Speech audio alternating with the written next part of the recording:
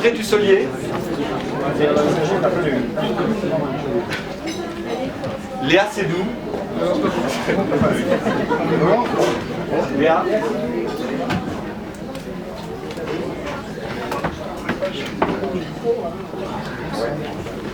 et le réalisateur Christophe Gans.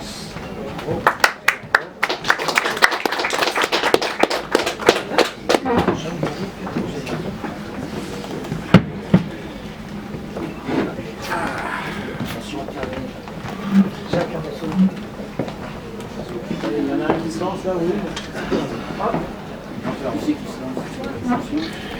On lève la main, c'est mieux. Hop. Est-ce que c'est un challenge de se lancer dans un remake de La Belle et la Bête qui est déjà très marqué par contre? Ouais, forcément, enfin, c'est même un challenge tout court. Hein. Mais je crois que faire un film, de toute façon, c'est un challenge, quel qu'il soit. Le plus petit film est un challenge, de toute façon. Maintenant, faire un film après 60 ans après Cocteau, d'une certaine manière, oui, et en même temps, pour moi, c'était assez galvanisant. C'est-à-dire que j'ai jamais eu peur de l'ombre du film de Cocteau, que j'admire. C'est un film que j'aime énormément. Mais précisément, comme je connais bien ce film, et que je connais précisément les endroits où Cocteau n'a pas voulu aller, parce que c'était pas l'époque, ou c'était pas sa volonté, et bien justement, nous, on s'est dit, on va s'engouffrer là où il a laissé les portes ouvertes. Et il y a dans le texte original de Madame de Villeneuve énormément de pistes qui n'ont pas été empruntées par Cocteau, et sur lesquelles on a décidé de bâtir en fait notre version. Comment vous avez décidé justement les pages sombres des Cocteau dans lesquelles vous voulez vous engouffrer?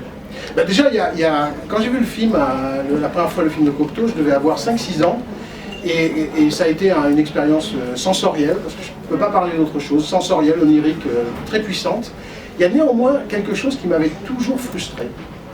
Et vous me direz si vous avez eu cette sensation, c'est le fait que la malédiction qui a transformé le prince en bête ne fait l'objet que d'une ligne de dialogue.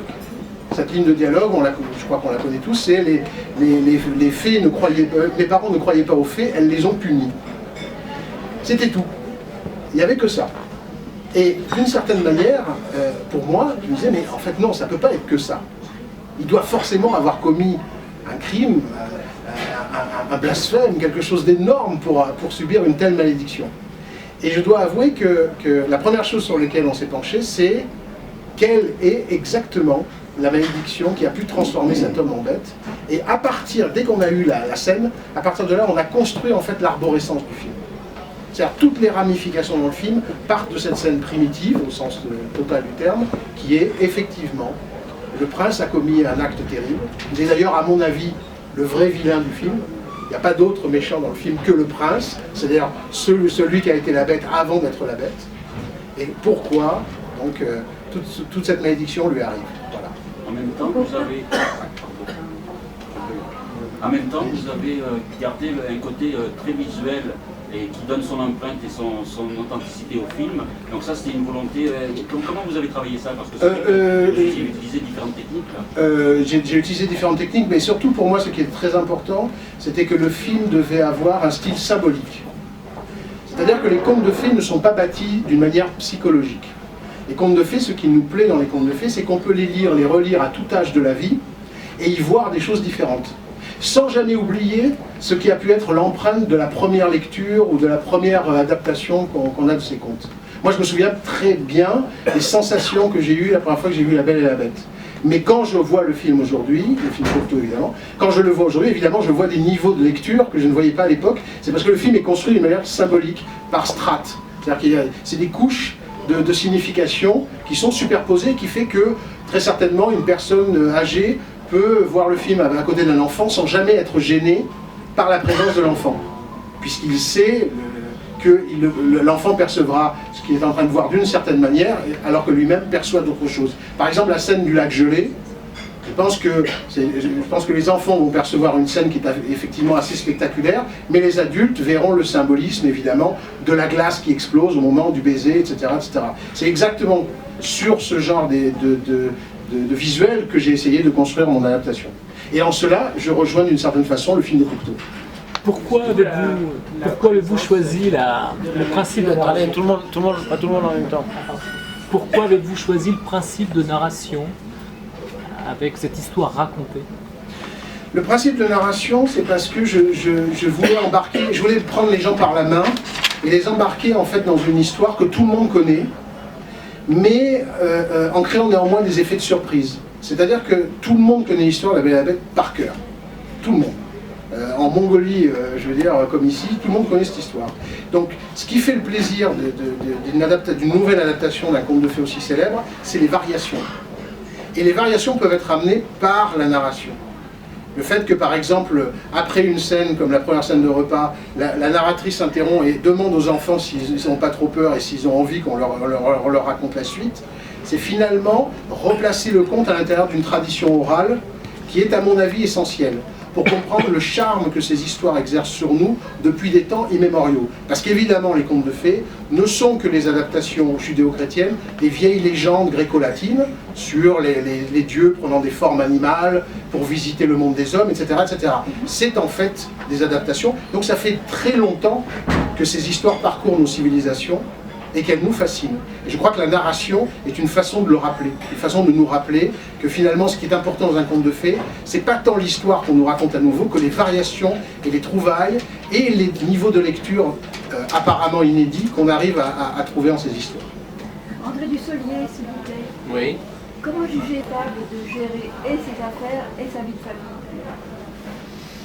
Vous êtes un peu dur, incapable de gérer le pauvre, ces navires sont enfouis dans les eaux. Et puis après, non, il y avait quelque chose qui est un petit peu différent, puisque Christophe en parle du conte d'origine, puisque dans le conte d'origine, on a l'impression que le père consent à amener la belle dans les griffes de la bête, tandis que là, visiblement, elle l'enferme dans la chambre, elle l'empêche de partir et c'est elle qui prend la décision toute seule. Ce qui fait que le père est moins complice. Tu m'arrêtes, Christophe, si je dis une bêtise, mais j'ai l'impression qu'il y a cette petite variante. Et puis, non, je trouve qu'il est assez responsable. Et il y a cet aspect qui est touchant dans cette histoire, c'est qu'on part du réel, de cette famille, pour aller ensuite dans le monde fantastique.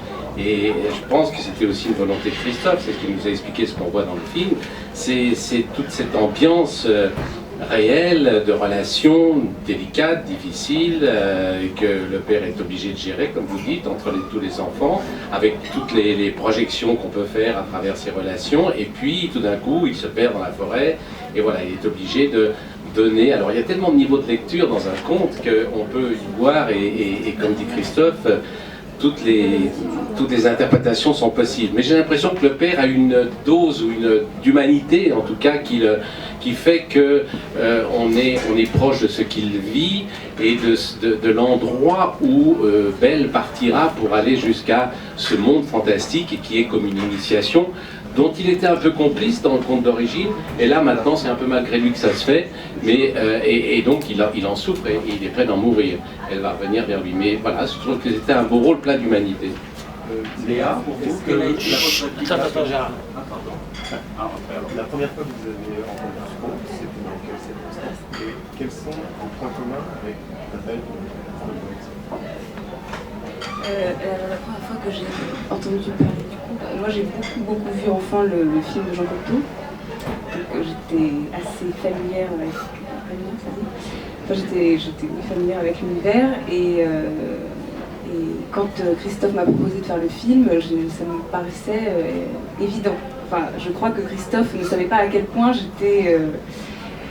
connaissais le conte et à quel point c'est quelque chose qui, pour moi, avait une grande signification. Après, c'est vrai que c'est un peu un rôle rêvé, donc, et j'avais quand même une idée de la belle que j'avais envie d'interpréter. Comme je suis comme Christophe assez proche de mon enfance, et ben je me souviens que le film de Cocteau que j'adorais, j'avais cette distance due au fait que d'abord la Belle était quand même assez âgée dans le film de Cocteau, et le jeu assez théâtral, et donc j'avais envie d'une Belle qui soit plus peut-être dans l'air du temps, et aussi qui ait plus cette ère juvénile et cette jeunesse qui soit plus proche de l'enfance. Peut-être ça, justement, peut-être que c'est une... Enfin après, je peux... Mes points communs, c'est... J'en ai pas mal, mais... à raconter. En tant qu'enfant, Oui. vous rêviez d'être une princesse ou d'être une fermière? Non, mais le fait de tout d'un coup de partir et d'aller vivre sa vie. Voilà.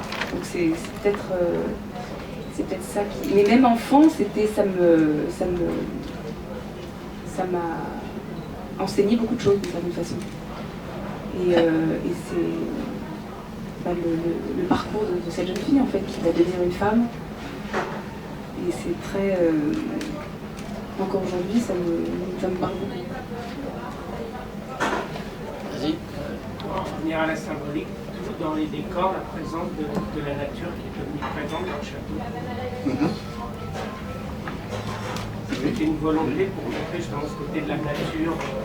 Oui, une des choses qui m'intéresse le plus dans le texte de La Belle et la Bête, c'est que la question sur où se cache la divinité est posée clairement. Est-ce que la divinité est dans la nature ou est-ce que la divinité, une part de divinité est dans l'homme? Et personnellement, je crois que le film répond clairement à cette question. Je crois d'ailleurs que je parlais tout à l'heure du fait que les contes de fées sont la réadaptation judéo-chrétienne des vieilles légendes gréco-latines. C'est qu'effectivement, il y a un transfert dans ces histoires, dans la tradition, dans la vieille tradition en fait antique. La nature est divine, et en fait, dans la retranscription de ces contes, c'est l'homme qui est divin. Et moi, d'une certaine manière, je retourne aux racines avec ce film. Le crime du prince, c'est pas seulement... Quand il tue cet animal, qui est un animal sacré, il s'inflige lui-même sa punition. C'est-à-dire qu'il est puni d'abord parce qu'il s'aperçoit que cet animal sacré est en fait sa femme, et donc il est puni par là même par une sorte d'entité que la princesse appelle le dieu de la forêt, et qui est donc voilà, les puissances de la nature qui peuvent être effectivement très dures avec nous si on s'attaque à elles. Je trouvais que c'était pour moi très moderne comme débat. On trouve par exemple ce genre de thème dans une œuvre que j'admire, qui est celle de Miyazaki. On trouve exactement ce genre de thème. C'est-à-dire chez lui, et c'est quelque chose qui me touche moi profondément, la nature est absolument d'essence divine. On travaille sur l'adaptation d'un conte comme celui-là, qui a été adapté, alors certes par Cocteau, mais il y a aussi plein de gens qui connaissent par Disney. On a forcément, il y a deux extrêmes quelque part. Est-ce que vous êtes posé la question de ce qu'on peut montrer pour que des enfants puissent voir le film, de ce que vous pensez qu'on ne peut pas montrer justement au cas où il y a des familles? Est-ce que vous avez fait un film aussi en pensant au public derrière? Je ne pense qu'au public. Il n'y a que ça qui m'habite. C'est-à-dire que mon travail est en fait un travail de trait d'union entre... dans le cas de ce film, entre le regard des acteurs et la façon dont le regard des acteurs incarne les paysages imaginaires qui vont être pour la plupart recréés en post-production, et le regard du spectateur. Moi, mon travail, c'est d'être le trait d'union entre ces deux regards. Donc je ne me pose que le problème du public. Et je me pose que le problème de l'incarnation de l'univers grâce aux acteurs. Donc moi, je ne suis qu'un passeur. Je veux dire, armé d'une technologie, mais je ne suis qu'un passeur entre ces deux moments du film, le tournage et la vision par le public. Et sur le côté sombre du conte, justement, est-ce que vous vous demandez parfois... Alors, est-ce que le conte est vraiment sombre? Moi, je l'ai lu, en fait, le conte est sensuel. Alors, peut-être, est-ce qu'on peut percevoir la sensualité comme un aspect sombre? D'abord, je ne crois pas. En tout cas, ma morale personnelle me fait répondre par non. Je crois que le conte est transgressif, c'est-à-dire qu'il y a, comme dans tous les contes de fées, une transgression fondamentale qui est là, dans le cas présent, une jeune femme accepte finalement l'attraction qu'elle ressent pour un être qui est animal. Mais je pense que ce qui est très puissant dans le conte, et ce n'est pas étonnant que le conte ait été par deux fois écrit par des femmes, c'est-à-dire Madame de Villeneuve et 20 ans plus tard Madame le Prince de Beaumont, c'est que c'est un conte qui travaille sur le psyché féminin. Donc là, je pense que la sensualité du conte est la chose qui m'attire le plus. Et mon travail, effectivement, comme je le disais, c'est de faire en sorte que la personne qui emmène son petit-fils ou sa petite-fille ne soit pas gênée de l'avoir emmené voir ce film. Cette animalité, la question du masque, dans le film de Cocteau, c'était un masque fait par Christian Bérard, que Marais portait. Par Arakelian. C'est ça, Arakelian. Et il semble que ici vous ayez tourné donc par des effets spéciaux. Est-ce qu'il y avait un masque? Oui, il y a un masque. Le masque a été créé, et les poils ont été implantés un par des artisans. Ça a pris des centaines d'heures. Simplement, la pose du masque n'est pas faite sur le visage de l'acteur au moment du tournage avec de la colle, elle est faite en post-production. Et le masque existe. C'est pour ça que je trouve toujours qu'il y a un faux débat sur les effets spéciaux qui consiste à dire « Ah oui, mais on aurait perdu, avec les nouveaux effets spéciaux, la beauté artisanale des effets spéciaux d'autrefois. » Je ne crois pas. Je crois en fait que la technologie d'aujourd'hui nous permet d'épargner à un acteur d'être enduit de glu à 4 h du matin.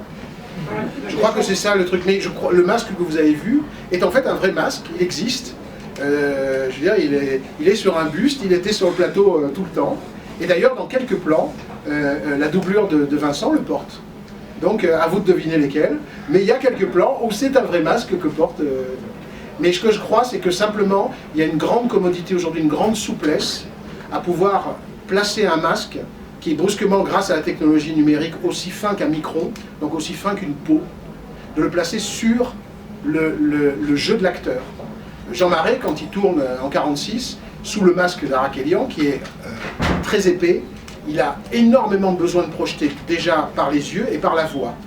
Et en plus de ça, sous son masque, et ça c'est quelque chose qu'aujourd'hui auquel je ne peux pas ne pas penser, il développe un eczéma géant.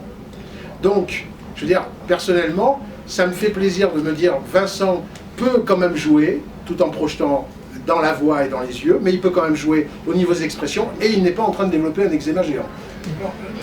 La même question à Léa Seydoux, elle a joué avec le visage de Vincent Cassel et pas avec le monstre en face d'elle. Oui, oui, c'était Vincent. Avec une croix verte au milieu. Et le costume.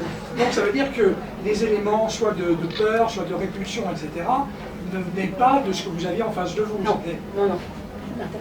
Mais c'est ça la beauté de l'acteur. Moi j'ai déjà vu sur scène des gens monter avec une chaise et jouer la chute de l'Empire romain. Et on y croyait. Je crois que c'est ce que j'expliquais tout à l'heure, une grande part de la force des acteurs, et qui en fait pour moi des gens magiques, c'est qu'ils arrivent à créer autour d'eux une bulle sur laquelle on peut projeter tout un univers complet, que moi, il se trouve, je peux ensuite visualiser grâce à des effets, mais si l'univers n'existe pas par le jeu de l'acteur, par la façon dont il le regarde, etc., en fait, ça ne sert à rien. Si Léa ne voit pas, quand elle joue avec Vincent, avec son casque de hockeyeur, la bête, eh ben, ça ne marchera pas, même si je mets le visage de la bête en post-production parfaitement. Ce que je veux dire, c'est que de toute façon, le processus ne peut passer que par le regard de l'acteur. Je pose ma question pour Léa. Justement, pour vous, le plus intéressant du rôle, c'est plutôt le côté princesse, belle toilette, belle coiffure, ou le côté plus transgressif du rôle, puisqu'elle est attirée par une bête? C'est les deux. Mais c'est vrai que j'entretiens un rapport avec le personnage très intime. Enfin, c'est vraiment, enfant, c'est quelque chose qui m'a énormément nourri et qui a développé mon imagination. Donc toute même la symbolique qu'il y a derrière les contes et tout, c'était vraiment quelque chose qui enfant me happait et m'inspirait. Enfin, et donc je saurais pas vous dire, c'est quelque chose qui est même, ce serait même difficile de l'analyser presque. Mais en tout cas, ce que j'ai, voilà, moi, d'une certaine façon, mon rôle, c'était d'essayer d'interpréter cette belle et qu'elle soit, que les petites filles même puissent se projeter un peu dans cette jeune fille. Et le rôle est venu à vous ou c'est vous qui l'avez demandé? Ah non, pas du tout. Ah non, je vais pas demander. À qui j'aurais demandé? Il a été mon seul choix dès l'écriture. Et comment vous l'avez choisi alors? Comment j'ai choisi? Non, d'abord je l'ai visualisé, c'est-à-dire qu'il se trouve que Léa a tourné sous la caméra d'un réalisateur que j'admire, qui s'appelle Ridley Scott, il a tourné Robin des Bois.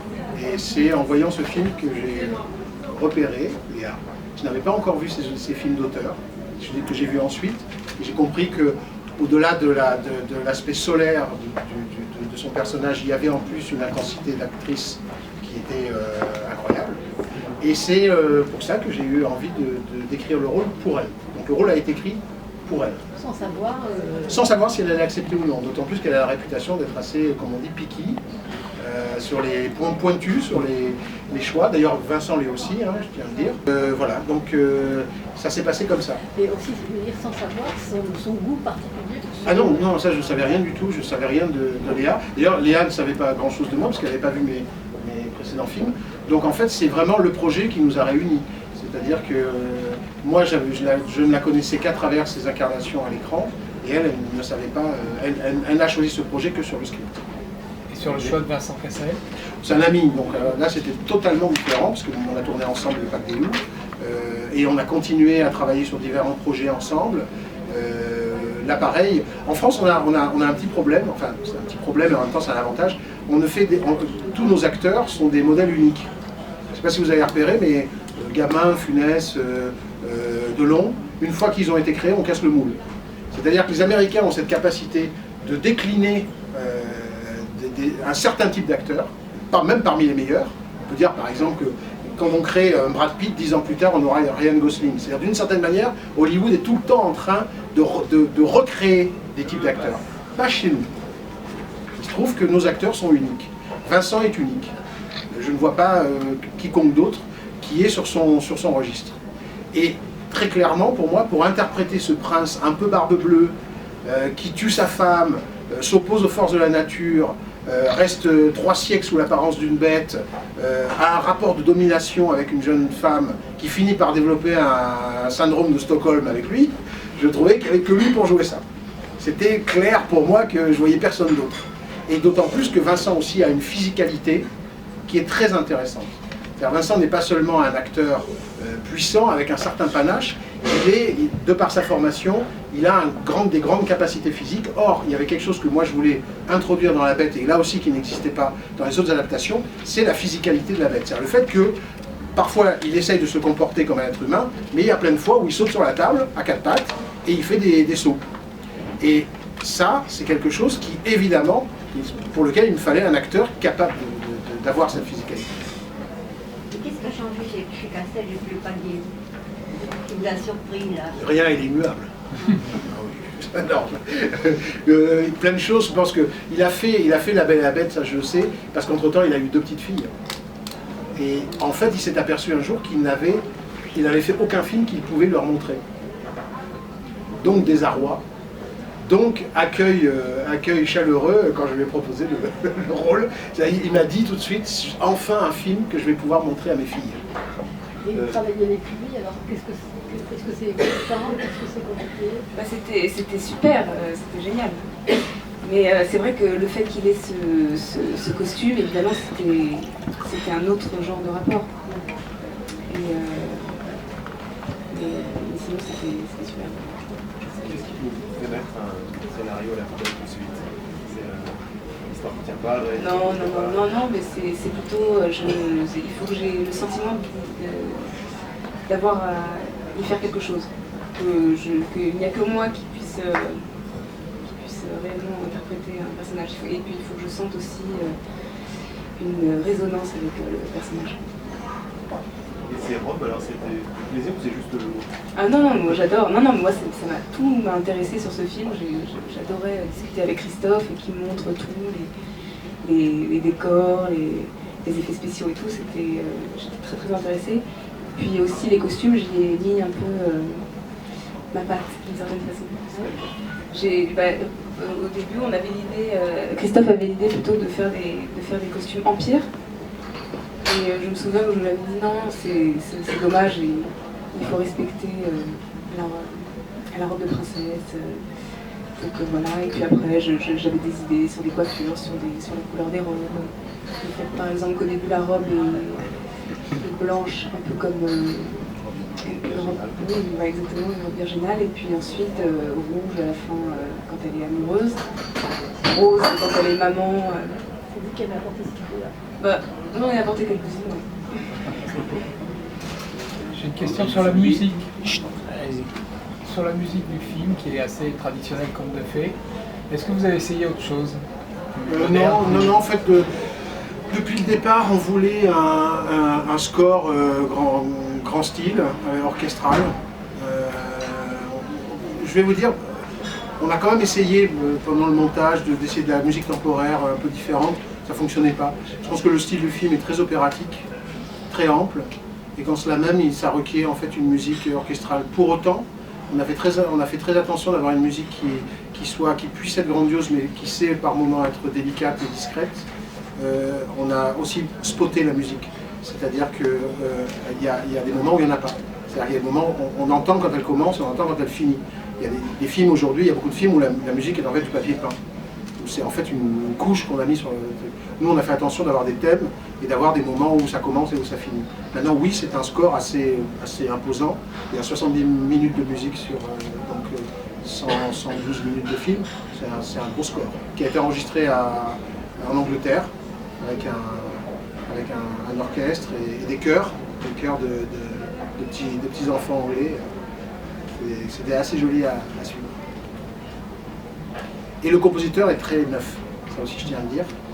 J'avais repéré son travail sur une publicité, une longue publicité de prestige pour Dior, voilà, où il y avait un léopard de diamants qui courait dans des paysages. Et c'est à cause de cette publicité que j'ai demandé à ce qu'il passe un test sur le film. Il a donc composé une valse qui n'a pas été retenue pour la valse que danse La Belle et la Bête, mais qui a été retenue pour la fin du film, lorsqu'elle sort de la maison et va le rejoindre dans la roseraie. C'est en fait la musique qu'il a composée qui lui a permis d'être le compositeur du film. Dans le film, il y a Alors j'ai une question pour André Dussolier. J'aimerais savoir quel est le regard que vous portez sur ce père de famille justement, parce que c'est un père de famille qui a sa fille et un petit peu plus, vous avez un peu plus que ce que vous avez dit tout à l'heure. J'ai dit l'essentiel à peu près, c'est-à-dire que voilà. Il y a toute une profondeur quand même dans ce personnage, il y a différentes facettes. Il y a beaucoup d'humanité, il y a beaucoup de présence près de ses enfants, puisqu'il est obligé d'assumer leur avenir, et puis il est confronté à quelque chose d'inhabituel, d'inattendu, avec cette rose qu'il cueille, que j'ai cueillie sur un trépied, et je ne pouvais pas imaginer que c'était un tremblement de terre. C'est Christophe qui nous a fait la surprise après. Désir de jouer pour des fonds verts ou bleus, et puis voilà, non, le père en lui-même, il était, voilà, c'est un peu le symbole d'une famille, de la réalité, de l'écart qu'il peut y avoir avec le conte qui va suivre, quoi, et donc il y a quelque chose de très aventureux, de fou, le premier film américain en France. Non mais avec beaucoup de moyens et beaucoup de plaisir d'être dans le romanesque et on est dans le plaisir de jouer des scènes très, très simples, quoi, de la vie quotidienne. Presque. C'est pas la première fois, mais c'est très plaisant parce que j'ai l'impression que lorsque je vois le film, je découvre un autre film, quoi, qui est démultiplié évidemment. Mais on joue l'imagination, c'est une arme qu'on utilise souvent, enfin c'est pas une arme, c'est une compagne, c'est une amie, quoi, j'adore jouer devant des fonds verts, etc., et d'imaginer ce qui peut se passer et de faire croire, comme l'a dit Christophe tout à l'heure, que voilà, il y a un tremblement de terre énorme. Bon, ça c'est le plaisir de l'acteur. Donc non, ça c'est fou de voir, une fois que le film est terminé, tout ce que après la technique apporte à un thème qui est réécrit, redécouvert grâce à l'avancée du cinéma et grâce à l'ambition d'un metteur en scène comme ça qui a envie de re-raconter l'histoire avec tout ce que le cinéma offre de moyens aujourd'hui. Alors, question à l'un et l'autre, quelle impression ça fait quand on voit le film, quand on voit les scènes, de se voir dans ce monde-là, de voir ce qu'il y a autour. Mais je parle par exemple parce que je voyais Léa marcher quand on était à Berlin et qu'on tournait sur une sorte de pont comme ça où il n'y avait pas grand chose, il y avait justement Et puis quand je vois le film, c'est assez merveilleux, on est entouré de roses et de choses extraordinaires, c'est merveilleux, c'est tout ce qu'on peut, c'est vrai, espérer faire au cinéma, que le cinéma apporte. Donc ça, on est tout d'un coup comme un spectateur qui on redevient un spectateur. C'est toujours difficile quand on voit un film auquel on a participé, on n'arrive pas à avoir la distance pour se voir, on voit ce qu'on a fait dans le détail, on connaît la partition par cœur. Et là, tout d'un coup, avec ce travail considérable qui est fait après le tournage, tout d'un coup, j'avais l'impression de retrouver une virginité de spectateur que d'habitude je n'ai pas. Ouais, pour rien. C'est vrai qu'on est très, et puis en plus, comme le fait de tourner avec des fonds verts, et ben forcément, il faut être extrêmement concentré. Donc on est concentré sur... on met toute sa concentration sur une chose à faire, et c'est vrai qu'on oublie en fait l'ensemble. Et là, quand j'ai découvert le film, pareil, je redécouvrais le film et j'ai été happée par le film. C'est la première fois que j'arrivais à voir un film où j'oubliais même que j'interprétais le rôle. Est-ce que l'univers que vous avez vu correspondait à ce que vous aviez imaginé dans le jeu?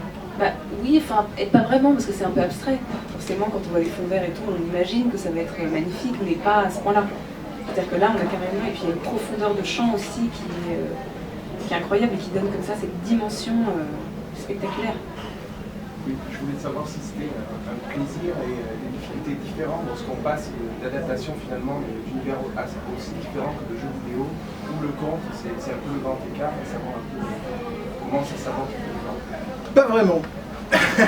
Mais en fait, pour moi, il n'y a pas de différence dans la mesure où je crois qu'il y a une génération aujourd'hui qui est très habituée en fait de ces univers merveilleux, féeriques, virtuels. La première fois d'ailleurs que Johan est venu pour voir des extraits du film, au moment où on a commencé à parler de notre collaboration, tout de suite, pour lui, le film résonnait par rapport à ce qui est très certainement la culture de sa génération, c'est-à-dire immédiatement Le Seigneur des Anneaux. Il y avait quelque chose tout de suite qu'il percevait. Et je crois que c'est ça qui marche par rapport au public d'aujourd'hui, c'est que l'histoire et ce qu'on raconte reste traditionnel. Et c'est ce que les gens aiment retrouver, c'est-à-dire quelque chose qui finalement les ramène à leur état d'enfance. Mais ce qu'ils ont envie de voir, c'est quel genre de technique on peut aujourd'hui développer pour rendre finalement ces souvenirs d'enfance nouveaux, avec un goût différent. Je crois que c'est ça l'enjeu aujourd'hui. L'enjeu du cinéma, pour moi, c'est vraiment de regarder vers le passé pour mieux construire le futur du cinéma. C'est vraiment ça. Sur l'utilisation des chiens transformés, est-ce qu'il y a eu des scènes coupées parce qu'on s'attend à plus d'interaction peut-être avec ces Oui, il y avait beaucoup plus de scènes prévues. J'imagine. Il y avait plus de scènes prévues et en fait simplement on s'est aperçu sur le tournage que c'était des scènes qui demandaient un temps extraordinaire pour être faites parce qu'elles introduisaient beaucoup de marionnettistes sur le plateau, des gens qui faisaient bouger tout ce que ces petits chiens heurtent en fait en bougeant. Tout ce qui bouge avec eux, et en fait ça prenait un temps incroyable, et c'est un temps qu'on n'avait pas vraiment. Et vous les appelez comment? Les Tadom. Les Tadom. Oui, c'est un nom qu'on leur a donné comme ça. Il y avait des Tadom dans sa chambre. Voilà, c'est un nom qu'on leur a donné comme ça, etc. Mais je crois que pour moi, ils sont, dans le film, ils sont comme un repère en fait pour les enfants qui regardent le film. Je crois qu'il y a toujours un rapport d'échelle dans les contes. C'est-à-dire que par exemple, l'apparition des géants à la fin, je crois que les adultes sont immédiatement frappés par le rapport d'échelle qui existe entre les vilains qui arrivent pourtant armés et puis brusquement ces espèces de gardiens qui sont là, etc. Exactement de la même façon, les enfants peuvent se repérer dans le film en ayant un rapport d'échelle avec les Tadom. C'est-à-dire le fait que c'est des petites créatures qui se cachent sous les meubles, sous les tables, etc. permet d'avoir, comme qui dirait, une sorte de repère à l'intérieur de cet univers. Et d'une certaine manière, je les aime bien, même si effectivement ils peuplent l'univers et qu'ils sont finalement assez timides et qu'il n'y a peut-être pas le nombre de scènes que j'avais imaginé au départ. Pour moi, ils permettent à une gamme du public de se retrouver à l'intérieur de ces décors gigantesques, etc. Ça, c'est pas une tradition Disney, justement. C'est aussi une tradition Ghibli, parce que je fais beaucoup référence à Miyazaki et à son studio Ghibli. Dans Ghibli, il y a toujours ces espèces de petites créatures qui, en fait, sont, je dirais, le dernier échelon des panthéons que met en place Miyazaki. Miyazaki est toujours intéressé par les panthéons, c'est-à-dire que, comme son œuvre a une forte connotation mythologique, il y a toujours des choses très petites et des choses très grandes. Et donc, dans Mon voisin Totoro ou dans Le voyage de Chihiro, qui sont deux de ceux que je préfère, il y a ces petites créatures, ou dans Princesse Mononoke, des espèces de petites créatures avec des têtes de Culbuto, etc. Et je pense que d'une certaine manière, ça montre bien que la malédiction, qui s'est abattue pas seulement sur le prince, elle s'est abattue sur ses amis qui sont devenus les géants et sur les chiens qui sont devenus la meute, qui est devenue ces espèces de petites créatures. Je pense que tout ça reste quand même assez logique. Et c'est donc qui a créé le super-héros, notamment la c'est Pierre-Yves. Pierre-Yves. C'est un... Moi je connais pas. Ah ben Pierre-Yves, ça fait longtemps que je voulais travailler avec lui. J'avais été bluffé par son travail sur Le Parfum, l'adaptation de Suskind. C'est lui qui avait fait ça. J'avais trouvé que c'était un travail prodigieux. Et en fait, j'ai jamais perdu de vue l'idée de travailler avec lui. Et finalement, sur ce film, ça s'est concrétisé. Ce que j'aime bien avec Pierre-Yves, c'est qu'il a une approche très haute couture du costume. Le costume de cinéma, il a une approche haute couture. Et ça, c'est quelque chose que moi, j'aime beaucoup, parce que d'une certaine manière, à travers ce film, il y avait quelque chose que je voulais montrer qui est une certaine qualité des traditions françaises. Et la symbolique de la couleur. La couleur, des formes, c'est-à-dire quelque chose, comme je dis, toujours pareil, qui alterne le traditionnel et la nouveauté. Et pour moi, le film, ce qui fera une grande partie de son charme à l'étranger, c'est précisément la qualité française du film. Pourquoi ne pas avoir tourné en 3D? Parce que la 3D, c'est 35% de budget en plus. Ce que je veux dire par là, c'est que je ne sais pas si c'est tant utile que ça de mettre un film en péril, simplement parce qu'on a envie de rajouter de la 3D. Moi, j'adore les films en 3D, quand ils sont faits par James Cameron, Martin Scorsese, voilà, ça c'est de la très grande 3D, mais je pense que le film en lui-même peut exister sans 3D. Je pense que, par exemple, mon style de mise en scène est très, comment dirais-je, très volumétrique, et que en cela, je pense qu'on sent quand même les décors, on sent les costumes, et il n'y a pas besoin de 3D pour que tout ça quand même prenne vie à l'écran. Du moins, je l'espère. Il y a aussi beaucoup d'humour. Oui. Ça fait partie du deal. C'est-à-dire que quand vous décidez d'adapter un conte de fées, il faut se coltiner le conte de fées. J'ai jamais compris toutes ces adaptations de contes de fées où on décide de faire le conte de fées tout dark. Quel est l'intérêt? Les contes de fées, ce qui fait leur beauté, c'est l'alternance d'éléments mystérieux, intenses, avec des éléments plus légers. Et c'est ce jeu entre ces deux éléments parfois paradoxaux qui crée la puissance des contes de fées. Et finalement, si on s'amuse qu'à faire que un conte de fées dark, finalement on ne fait pas du conte de fées, on fait quelque chose d'autre.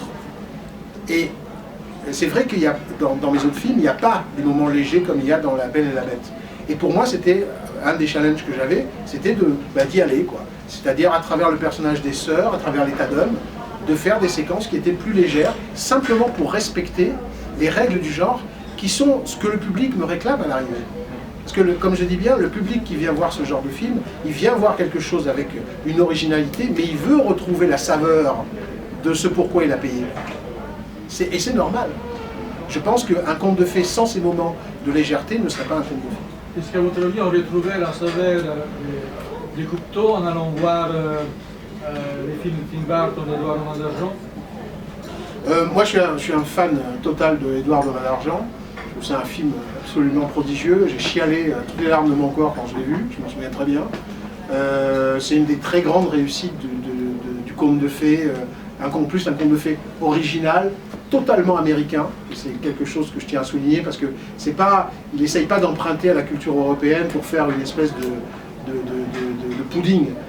Tim Burton, quand il fait Edouard de Main d'Argent, il fait une pure œuvre américaine. C'est en cela que c'est un film absolument génial, merveilleux. Oui, je pense qu'il y a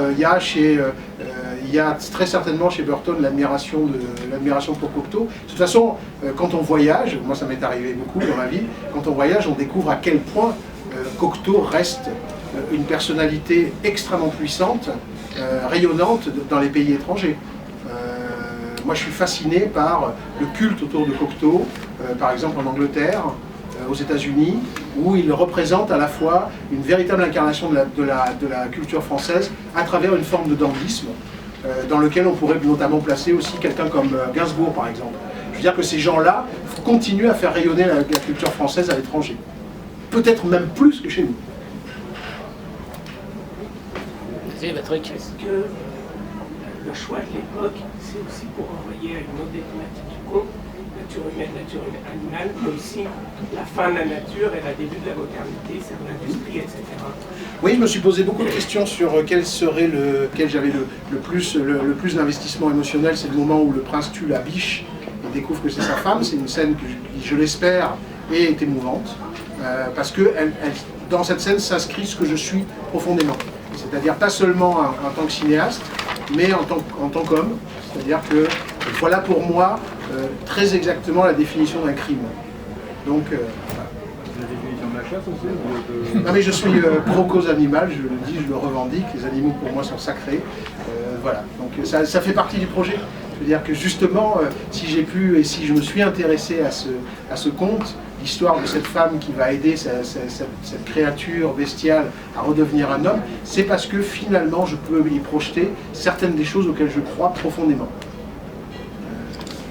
Je crois qu'on est tous habités par des convictions, on est tous habités par des idéaux, des espoirs, et à un moment donné, ce genre d'histoire nous permet de les montrer sans fausse pudeur, sans complexe.